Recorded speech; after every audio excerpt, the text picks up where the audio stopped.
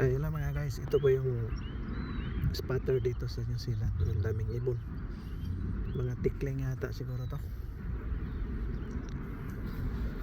Yun know, kung nasa Pilipinas pa itong ibon na to, ubos na, walang matitira nito.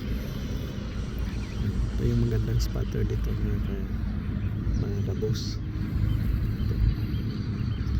Parating na mga aeroplano, ganun lang eh, pa-refresh ba, relax minsan. Ito yung mga ibon dito sa New Zealand, ang lalaki. Wala namang gumagalaw dito. Ito lagi ko binabalik-balikan dito kasi gusto kong hulihin eh. Kailang maraming tao eh, katabi kasi airport.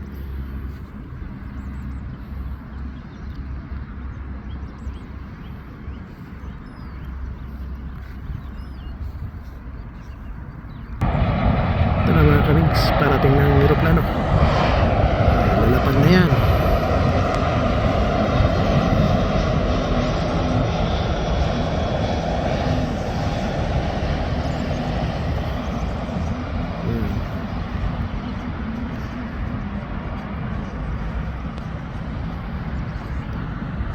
Lalapag na sa Auckland International Airport.